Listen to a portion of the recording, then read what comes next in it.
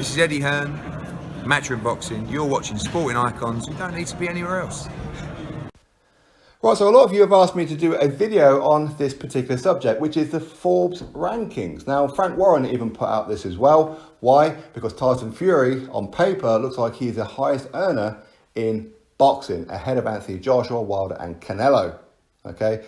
But there are certain things, of course, Frank Warren isn't going to tell you. And just looking at it at face value, you can look at it and go, wow, Tyson Fury is the highest earner, blah, blah, blah. And that's cool. That's brilliant. Big up Tyson Fury. Now, Forbes, they put out their list for all sports people. Now, this is from June the 1st, 2019, up to June the 1st of this year, 2020. I know it's not quite June the 1st yet, but with no sports and that going on, what kind of money are you really going to earn?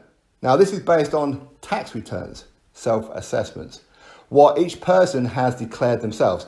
Now, Forbes, they put out this entire list. At the higher end, you're talking at the football players, or if you're outside of Europe, soccer players, Messi, Ronaldo, Neymar, etc. Then you look at the NBA, NFL, the Formula One, the tennis, and what have you. But we're talking about boxing. Now, I know Conor McGregor is on this list, he's UFC, but we're not talking about him. But what we are going to talk about are anybody who does their self-assessments, their tax returns. You will know exactly what it is that I'm talking about. Again, depending on the country that you come from, will be depending on what you call it, but I think the generic one will be tax returns, right? Now, this is what you personally declare. Some people will put money into an offshore account, for example, like Switzerland, for example, to evade tax, okay? Other people have businesses as well. So how much money did, say, for example, Fury, Joshua, Wilder, Canelo get that went into their business, and that business is declared separately? Because these ones here are what Tyson Fury, with his name at the top of the paper, whether it be written or online, it would have his name, what he personally got in his personal bank account. 57 million, ranked at number 11. Joshua, what he personally declared, that went into his private bank account, ranked at number 19th with 47 million. And just behind him, same with Wilder at 20, in rank number 20, with 46.5 million, then ranked number 30, Saul Canelo Alvarez at 37 million.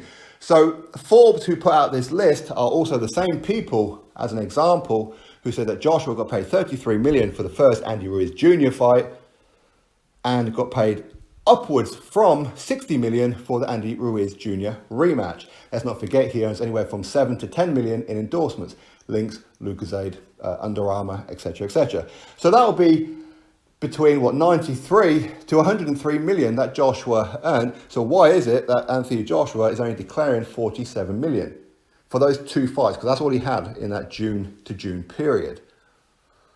Well, as I said, there's other ways around it. Is he doing some kind of tax evasion? No, I wouldn't have thought so. He's got his own business.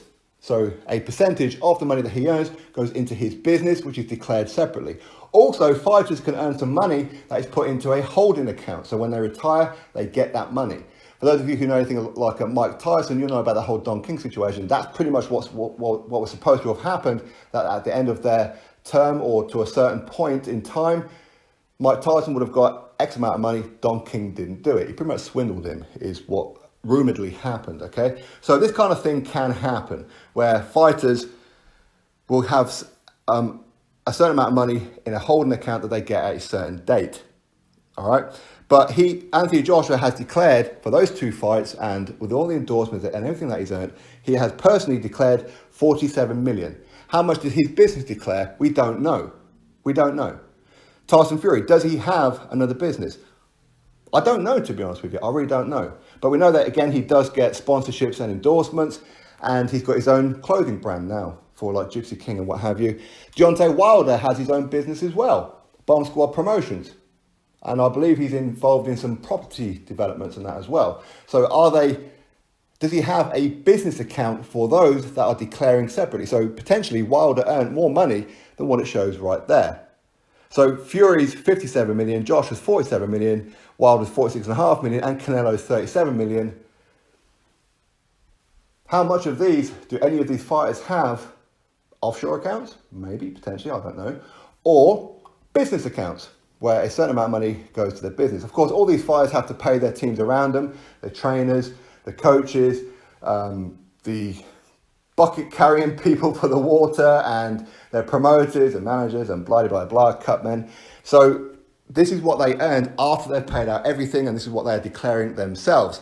Now, let's look at the basics on this one. So Frank Warren, he put this one out there because he wants it to look like Tyson Fury earned more money than everybody else. He's the highest paid boxer on the planet. And you look at it and go, wow, well, yeah. I mean, he earned more money. He earned 10 million more than Joshua. He earned 20 million more than Canelo. So he's got to be, right? But let's look at it basics. Fury had 3 fights. Schwartz, Wallin, Wilder. He had 3 fights within that June to June period. So that's 3 fights. Joshua had 2 fights. Andy Ruiz Jr. rematch. Canelo had 1 fight against Sergey Kovalev. Wilder had 2 fights. Luis Ortiz and Tyson Fury. Now, there are other ways of looking at this one as well. Okay, now with Deontay Wilder, for example, he did fight in May as well against Dominic Breazeale. So just before the deadline on May the 18th. So you're talking less than 2 weeks before the June the 1st deadline for the tax returns. Would he have got paid that Dominic Breazeale money before that deadline?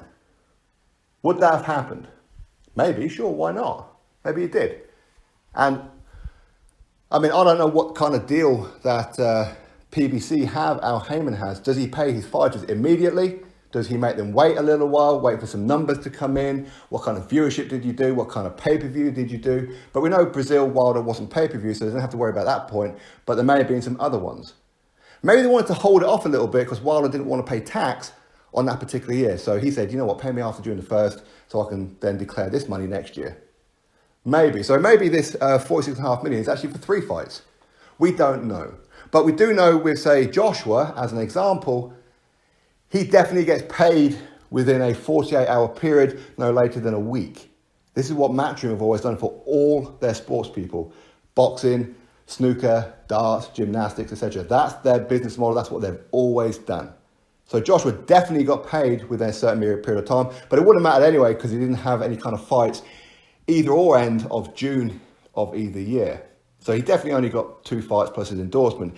Canelo, 1 fight, which was against Kovalev, but he did fight against Daniel Jacobs in May. But with Eddie Hearn Matchroom having this deal with DAZN where they would insist that DAZN pay them within a certain period of time, I'm sure that they would have the same agreement with Canelo, Golden Boy, Triple G, etc., etc. So there's a very good chance that Canelo did have his payment delivered to him before June the 1st. Or maybe this 37 million is his endorsement plus the Daniel Jacobs fight. That's what he's declared, and he hasn't yet declared the Sergey Kovalev money. But I wouldn't have thought so because Kovalev was quite some time ago. They're going to make him wait. So, but we do know as well with Saul Canelo Alvarez, 37 million, that's pretty much what he gets each and every fight with his 11-fight deal. With Tyson Fury, 57 million, now he gets a 100 million for 5 fights. I hope I'm not confusing people, but he gets 100 million for 5 fights. He's now had 3. Those 3 fights were done within that 12-month tax period. So now he's got 43 million guaranteed in his next 2 fights. Of course, a rematch with Wilder and then against whoever it may be, either Dillian Whyte or Anthony Joshua. So he's definitely going to be earning another 43 million, but I'm sure he's going to be getting upside as well, depending on pay-per-views, etc., etc. But so far, for those 3 fights, 57 million, excellent money. Now, if Joshua had a 3rd fight, you can guarantee that he would have been above Tyson Fury. But he had 1 fight less than Tyson Fury. So this is something that Frank Warren is not going to explain to you.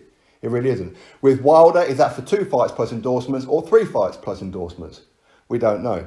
Anthony Joshua, 47 million. When Al said, Forbes even said he earned 33 million for the first Ruiz and upwards of 60 million for the second fight with Ruiz. That's 93 million. So it's pretty obvious that either he's got money in a holding account that he'll get in a lump sum at some point, and then of course he'll be paying tax on it, or he's been putting money into his business and declaring his business as a separate entity.